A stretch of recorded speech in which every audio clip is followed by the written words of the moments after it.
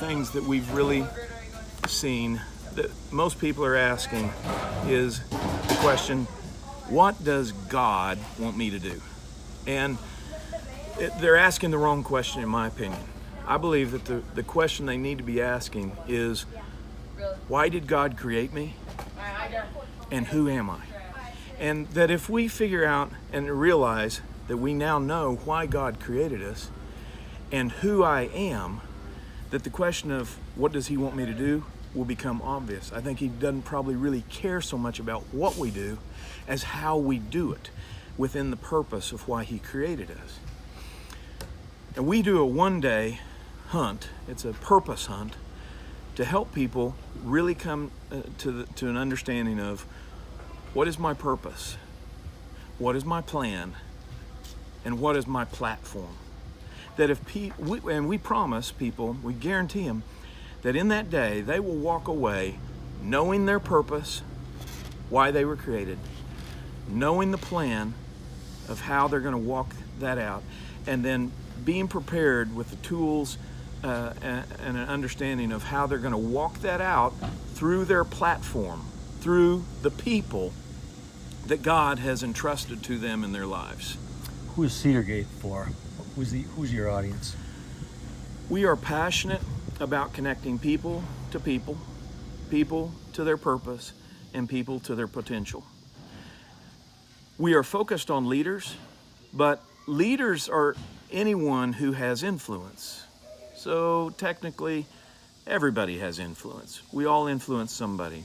We are focused, however, on the kings, the queens, the leaders of business, of ministry, the real influencers. Because if we can influence the leader, we can influence the tribe.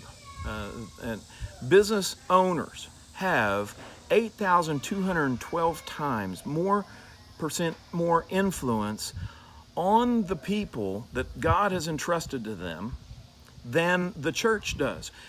We believe that we are the church. We don't just go to the church, and that we were called to go into the world, to deliver that message. And where is the world? They're at work every day. So we as business owners are responsible. We have been entrusted these people not to grow a great business, but we've been entrusted the business to grow great people.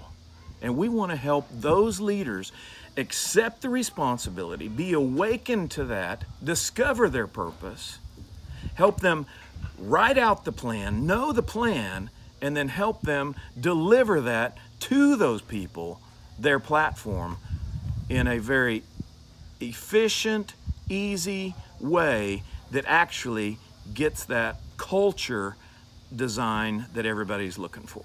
You've got a lot of different strategies to be able to keep the Cedar Gate promise. How does Lou keep the promise for you, and why do people need to hear Lou? Well, Lou is one of our best practices for any Christian business looking to really become more of a kingdom business. A Christian business is one that happens to be owned by a Christian, but nobody else might not even know it. A kingdom business is one that they realize that the reason they have the business is for the kingdom. They realize that God did not give this business to me for me. God has entrusted this business to me for Him. He has entrusted these people to me for Him. He has entrusted my influence to me for Him.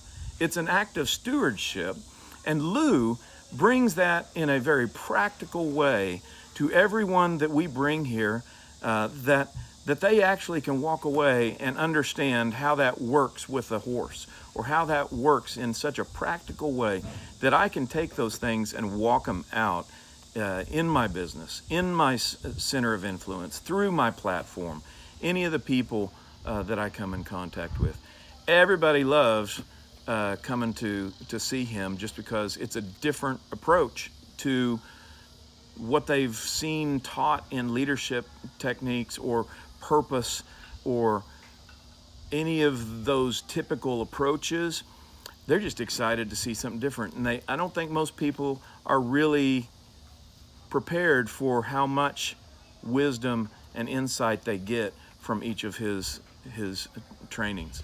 You've been successful in business, but you can look back 20 years ago and think, gee, if I'd known some of Lou's principles then, perhaps I might have done things differently. Was there any particular takeaway from Lou's presentation today that resonated with you in terms of, gee, I wish I had done this? There's a couple. I have 5 children, and Marla and I we're very busy, we're very involved. We have an expectation. We have a very high fence for our kids. And I think it's real easy for us to start critiquing why they're not doing everything right, instead of really validating them in what we see them doing right. We tend to probably more easily find their faults than we do all of the incredible successes that they're having.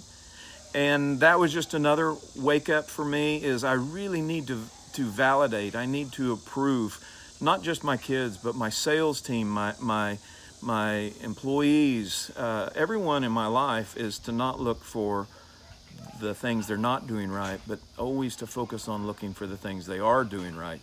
The other one that I always appreciate about Lou is just the idea that the shortcut is not the shortest way.